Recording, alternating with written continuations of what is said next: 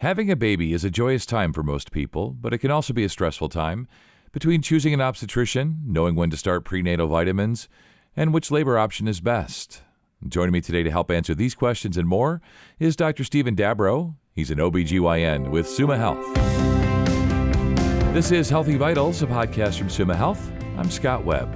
Doctor, thanks so much for your time today. We're going to take women through finding an obstetrician, what they can do before they get pregnant, what they can do during pregnancy, the different types of labor options that they have.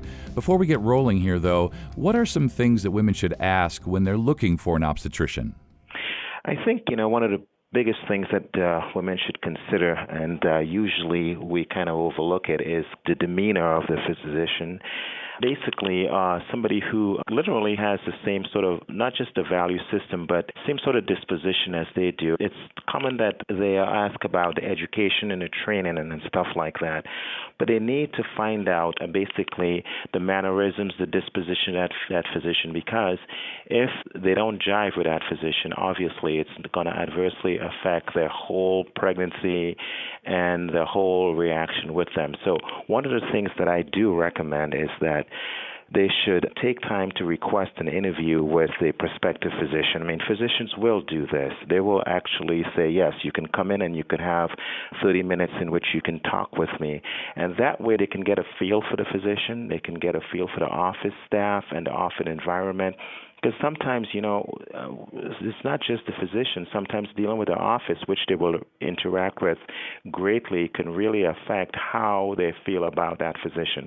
So one of the things I greatly recommend is in choosing a physician, obviously, they will hear from their friends, and you can talk to the nurses at the hospital about different physicians. You can look up their education and training. Once that's accomplished, it'll probably be a good idea to go ahead and schedule an interview with that physician, and physicians will do this just to get a whole sense of that person's disposition, the office environment, and the office staff. Yeah, that's a great suggestion. Being a dad myself and having been through this process a couple of times, it's a very personal relationship between a woman, between a couple, and the obstetrician and the staff. And I want to have you take women through the preconception checklist, if you will. In other words, what should women do before becoming pregnant? I think you have to consider that pregnancy is literally like if you were going to run a marathon race or say a 10K, and you wouldn't do that without any preparation or without any training, and certainly without having a coach. So one of the things that women could make sure and look for is try to get a status of their health concerns. I mean, where do they stand in terms of their just general medical conditions, diabetes, high blood pressure, thyroid problems, different things like that. They need to get those things under control, and certainly things like weight, diet, and exercise they can look at, but they need to optimize those things. So you want to get your chronic medical conditions, if you have those, under control by actually, talking to your family doctor, your OBGYN, and certainly once we stabilize those, then obviously you're starting to look for optimal weight and diet and exercise regimens, and I think that's a good place to start. Yeah, it sounds like it, and I'm assuming you're probably a fan, if you will, or a proponent anyway, of prenatal vitamins, which is something women can do before they become pregnant, right? Oh, definitely. Yeah, definitely. Prenatal vitamins and certainly folic acid, and taking at least folic acid in their prenatal vitamins, at least 4 milligrams of folic acid should be helpful. And it's not just about taking the vitamins, obviously, it's going to optimize the health. So I really want to stress that we think sometimes you can just take the vitamins, but you really have to take stock of just their medical conditions, because that needs to be optimized, because that will render them high risk quickly, and that a pregnancy can really go downhill fast. So vitamins are good, but the difference between a healthy outcome and an unhealthy outcome is going to be starting from a medical state that is optimal. Yeah, definitely. Overall health, mental, physical, otherwise. Do you have any tips for partners, for dads to be, let's say, anything that they can do preconception or during pregnancy to both help themselves and help the moms to be? It's a good question about dads. I mean, usually, it's dads just trying to stay out of the picture. But in terms of preconception, what they can do is, because of obviously, in order to become pregnant, because the testes lie out of the body, it has to be at a lower temperature. So we ask them to wear a loose-fitting underwear, that sort of thing, to optimize the sperm quality and amount. Also, they themselves could try to maintain good physical health themselves, because not only that, obviously, it's going to help achieve pregnancy, but going forward, once their partner become pregnant, you might find an emotional state in which mom's actually emotional state varies and vacillates, and the partner should obviously be not only prepared for that, but in a physical and mental state to really support mom during the pregnancy. And I think that's the biggest they can do, is support, because sometimes partners, they get a little bit left out when the mom gets pregnant, and then they start to create some problems during the pregnancy because they feel like they're being left out. So one thing they can actually really focus on is focusing on supporting mom emotionally and mentally, and it will be tremendously helpful throughout the pregnancy, and instead of just trying to focus on themselves as they get left out. So let's talk about the actual pregnancy and things that women can do during pregnancy to increase their chances of having a healthy baby. Well, one of the first things you can do is their diet. Sometimes you have certain cravings during pregnancy, and women, they can overeat and they can increase their weight. A lot of unnatural weight gain can lead to elevations in the blood pressure and obviously lead to difficult deliveries. So healthy diet is one of the first things they can do. And secondly is exercise. Obviously, I don't expect them to do things that they were not doing before pregnancy, but they're supposed to actually keep themselves in physical shape, because you have to remember that pregnancy is a stressor to life. It's a stress test on the system. So we ask them to go for walks. I mean, if you don't have to be a totally active person. We don't certainly want you doing anything high impact, but go for walks and actually maintain some physical activity and watch that diet. Certainly at this point in time, we certainly really wanted them taking their prenatal vitamins, because that folic acid could prevent some neural tube defects and different things, birth defects that might occur. So it's totally essential, especially in the first trimester, to do that.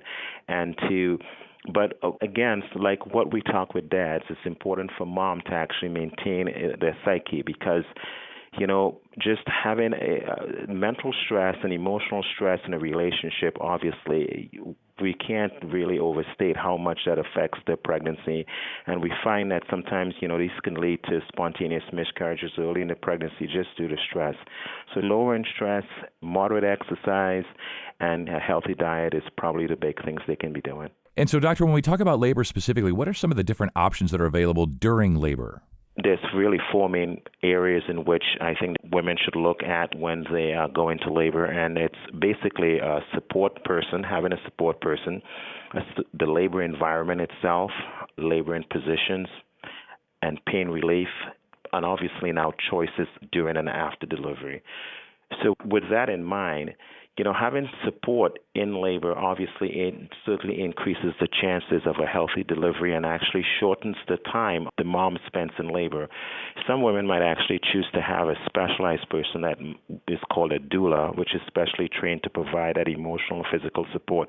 But that's not necessary all the time. Just having someone there, and it could be obviously the partner, or it could be a parent or even a friend.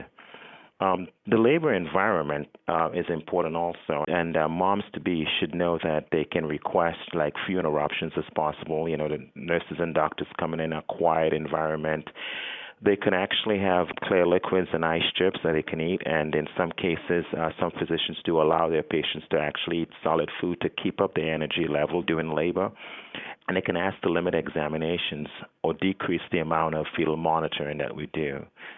Another thing is the labor in positions itself, and they can request changes in their positions. You can use a birthing ball. They can actually walk up and down the hallway. It's amazing how that walking, and especially with their partner, up and down the hallway can actually shorten that time in labor. And if they want, they can at times sit in a rocking chair. Pain relief is another important area, and most patients want to quote-unquote go natural, but natural may not be the best option for everyone. So I try to tell moms to be that there's no awards being given for patients who do, in fact, go naturally. There's no extra award for you. So if you have breathing techniques and concentration techniques that are not working, certainly we have narcotics that we can put in the IV, and they usually work for a little while, and then you can also request getting an epidural. But its most important thing is for them not to feel like they're being defeated if you have to ask for an epidural, because I try to explain to them that if this were, say, gallbladder surgery, a laparoscopic cholecystectomy, which is a gallbladder surgery, which is done through a laparoscope, you have fewer incision, a shorter surgery, and no one would conceive of not giving that patient any sort of anesthesia. So I try to relate that to them, and they seem to kind of come around to realize that it's okay. But it's okay, too, if they don't want anything, and some patients are quite comfortable with just basically, as I said, concentration techniques and breathing techniques. Some of the choices, though, during labor, they can actually choose to, labor down when they actually get to complete, okay? They can use, a mirror to see the baby to help them focus a little bit better, use mineral oil or lubricating oil in the perineum. They can choose to touch the baby's head, or even have their partner or themselves deliver the baby. And one of the things, though, that I see often enough is that the moms want immediate skin-to-skin and early breastfeeding. And that bonding that happens right away, that seems to really increase not just the bond between the mom and the baby, but especially if the partner's around, that seems to just bond that family right after delivery. Choices after delivery, they can request maybe be present when the baby is being examined. They can request when to have the baby's first bath. Even dad can be involved after delivery. Definitely, and I definitely was with my kids. As we get close to wrapping up here, what's the difference between a low-risk and a high-risk birth? Well, the difference between a low-risk and a high-risk birth primarily has to do with any pre-existing health conditions for mom and conditions for both mom and baby that may arise during the pregnancy. So some examples of some conditions, and we've touched on them earlier, like you might have conditions of diabetes or high blood pressure that might adversely affect the pregnancy, and that certainly will render moms high risk. Problems with the pregnancy itself, sometimes you might have positions with the placenta that might be low-lying. The baby itself might have low birth weight problems, or they may see something on ultrasound that they may want to investigate further.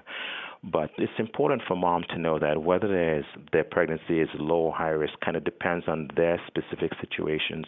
And it's kind of in a collaboration with their physician what are the necessary precautions they need to do and whether they should be delivering at what we call our level 1 hospitals, which just doesn't have the advanced neonatal care as level 3 hospitals. But that's kind of an individualized decision.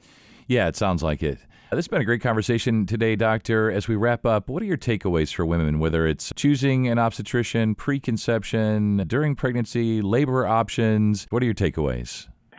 Well, believe it or not, I think the biggest thing that I want pregnant women to know is that pregnancy is a state of health, just an alteration in a state of health. It's not an aberration, which is a disease state.